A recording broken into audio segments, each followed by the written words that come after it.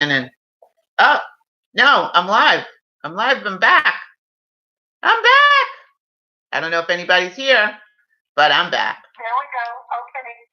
It So just came up for me. I'm back. I don't know if it, well, Linda's here and I'm here. So that's all we need right now.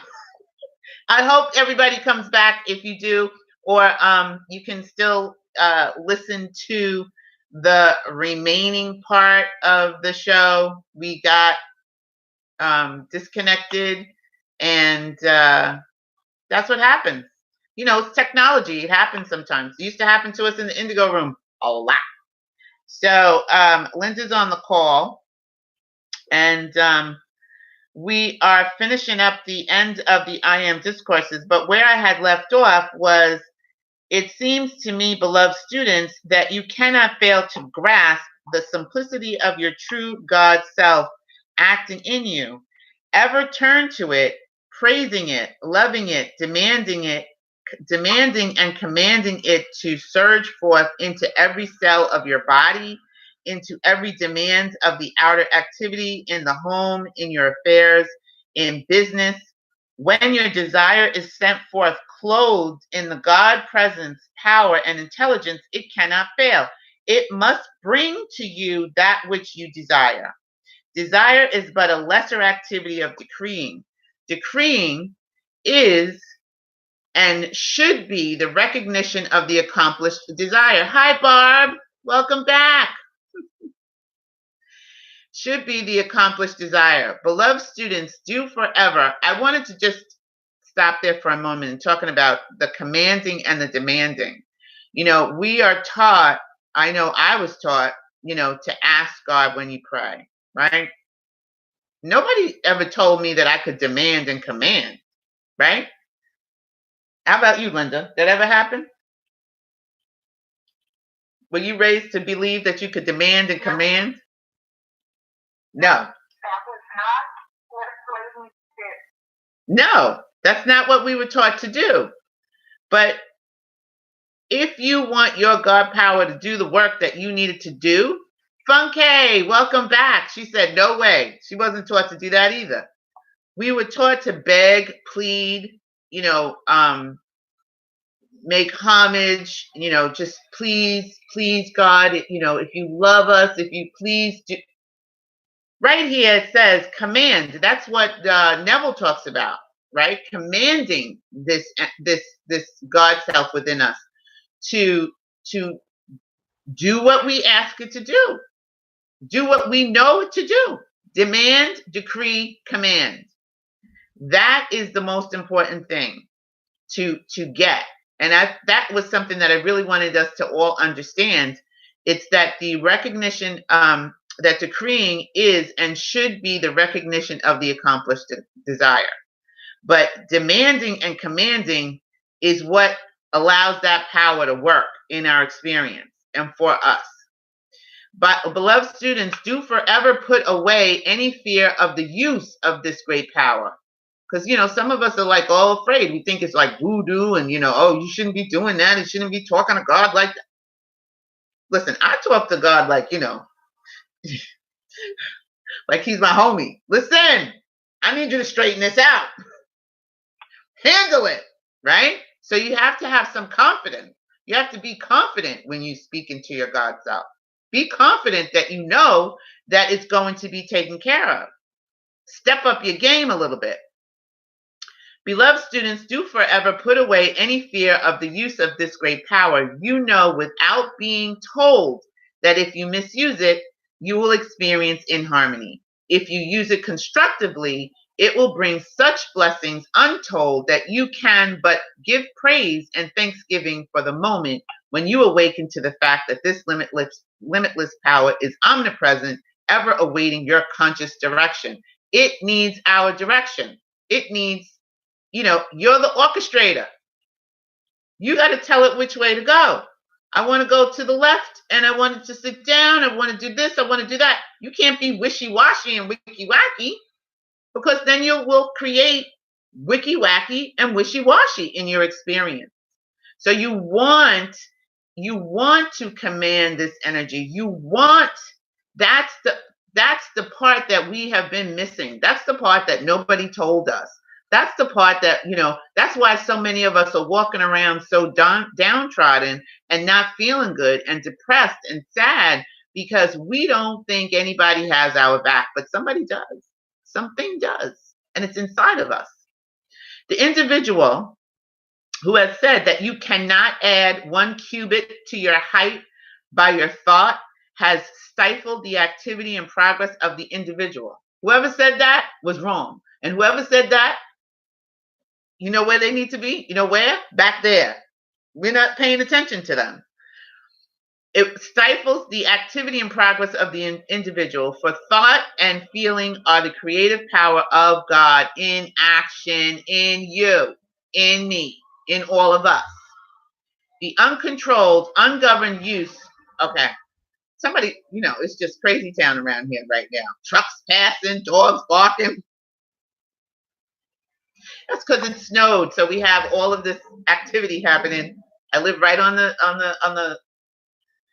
a very busy street, and we have a lot of snowplows coming through. The uncontrolled, ungoverned use of thought and feeling has brought about all kinds of discord, sickness, and distress.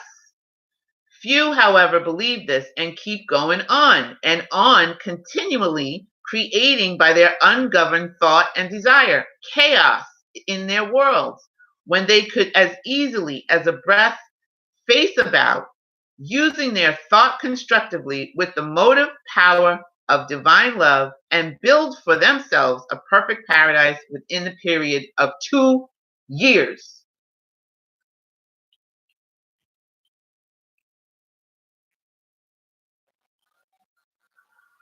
Two years.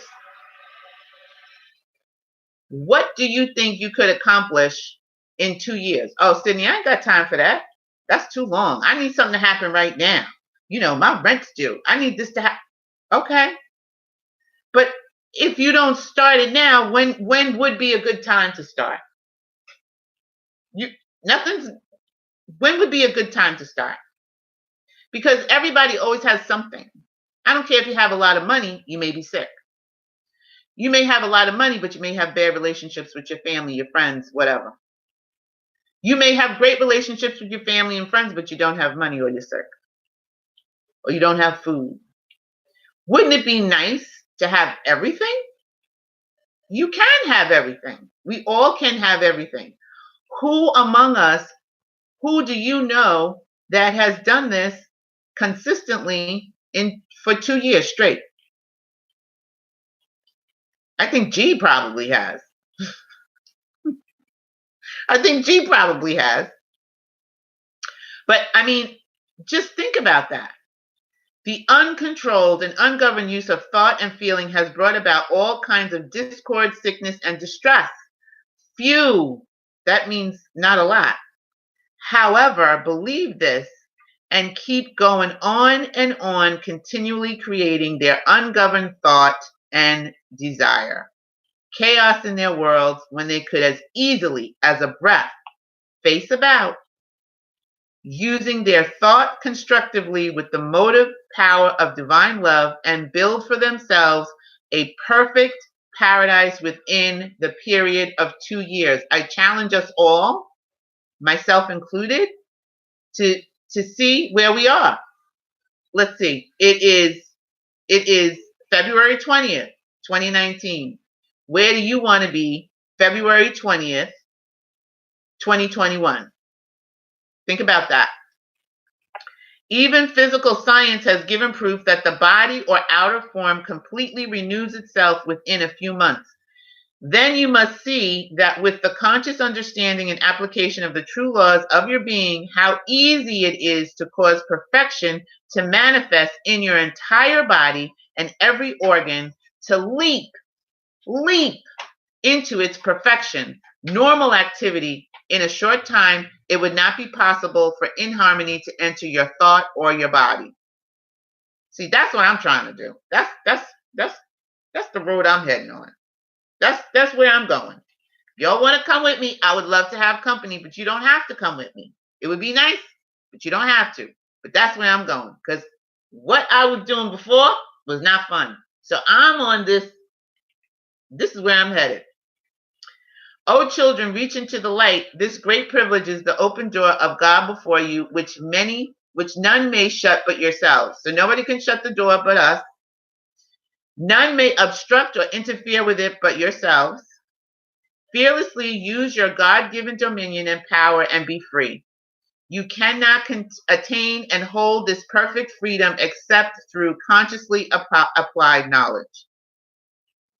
The angry, we're on page 32, we're almost done. The angry, condemning person who sends out destructive thoughts, feeling, or speech to another who is poised in his own God power receives back to him the quality with which he charged this power, while the poised person receives the energy which serves him and which he automatically requalifies for his own poise. So if you have been using your electronic belt, you have been doing this, you have built it up, you have a strong armor about you, I could send you all kinds of stuff and it wouldn't affect you. As a matter of fact, you would take from what I send to you, requalify it, use it for your own self, and all that hate and vitriol that I'm trying to send to you is going to come back to me. I'm going to get it.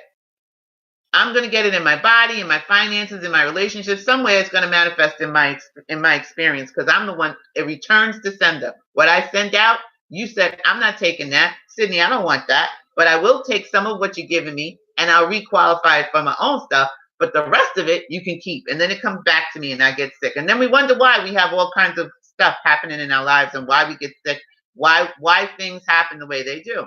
We're sending out all kinds of stuff, all kinds of thoughts. Here is a vital. Thus the creator of discord through anger and condemnation is consciously destroying himself, his world of activity, and his affairs. I'm going to jump over to page 33, and it says the one reaching within the electronic circle becomes a continual outpouring, and thus very radiant, and this very radiation is a tremendous blessing to all mankind. So be a blessing to yourself and be a blessing to others, and catch yourself when you're in those wicky wacky moments like I did today when that lady pushed me. And I went, oh, hello, God, to her. I was like, oh, hello, God, how you doing? In my mind, right? I'm a New Yorker, okay? And we are raised, the culture here is, why are you pushing me? Don't, listen, back up. Everybody's trying to get their little space. Not all New Yorkers are nasty, I'm just saying. But when you rolling in you moving in your rush hour mode, everybody's in rush hour mode, trying to jostle, trying to get the best seat, trying to hurry up and get on the boat so you can sit down and get whatever you're trying to do. In the morning, everybody's focused on just getting into their spot, in their zone. Nobody's really focusing on paying attention to love. So I send love to the ferry every day, so I can have a nice, easy ride. Everybody else benefits, but it's mostly for myself. So we're going to just end this. There's a couple of things that I want to share as well. It says on page 33, thus the student of light, aside from his activity in dispensing the truth, becomes, as it were, an artesian well, from the depths of which flows this mighty essence of God. Always, when one has been conscious of having made a mistake, his first act should be to call on the law of forgiveness. I do that often. I replay sometimes, because sometimes I want to, like Neville says, I want to recreate my day. I want to revise my day. And then I call on the law of forgiveness if I've done something to somebody and I think I've done something or said something that was hurtful or unkind, or, because, we're all students, and sometimes I say something that might be hurtful or unkind to somebody, and then I have to check myself and I call on the law of forgiveness. I dissipate it. So always when one has been conscious of having made a mistake, his first act should be to call upon the law of forgiveness and demand, again, there's that word demand wisdom and strength not to make the same mistake a second time. Really quite simple. God, being all love, must have infinite patience, and no matter how many mistakes one may have made, he can always once again arise and go unto the Father. Such is the love and freedom within which God's children are privileged to act. Love being the hub of all life, and the more we enter in and use it consciously, the more easily and quickly we release this mighty power of God, which is always standing as a dammed up force, waiting to find an opening in our own consciousness by which it can project itself. I like that thought. I like how that feels.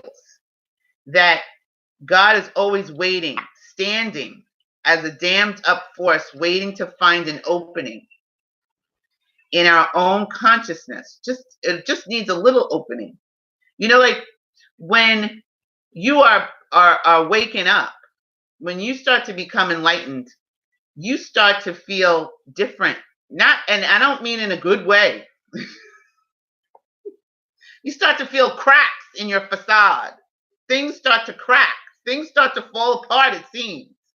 But that's just the God light coming through, right? So when things fall apart, or you think things are falling apart, I always say, well, things may be falling apart so that it may look like it's falling apart, but maybe it's being put back together the right way. Because obviously I had it built up the wrong way. So I would rather have a stronger foundation, have things fall apart, and then have it be built back up so that it can stand and it can sustain me and it can hold me in abundance, in joy, in peace, in happiness, love, light, and all of the wonderful things, right? So sometimes when things fall apart, don't get nervous. Well, you can get nervous, but try not to get nervous. Don't get nervous. Just trust the process and trust and believe that you are being, the cracks are a good thing, and allow the light to come through the cracks. For the first time in many centuries, the searchlights or rays of the Golden City over the Sahara Desert are set into active operation over America and the earth.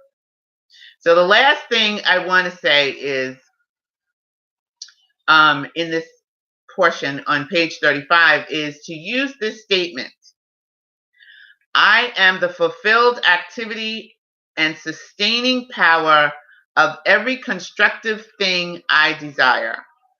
Use it as a general statement, for the sustaining power is in everything that there is. I am here and I am there. In whatever you want to accomplish is a splendid way to feel that you are using the one activity, and you thus rise above the consciousness of separation. I am here and I am there. Like when I was walking today in the ferry, or have been walking, God is everywhere, right? I'm here and I'm there. I'm walking in Sydney, and I'm walking in that lady that bumped into me. I'm walking in the man that's in front of me. I'm walking in the ferry captain. That's why I say I am thank you for being the ferry captain today. I am thank you for being the bus driver today.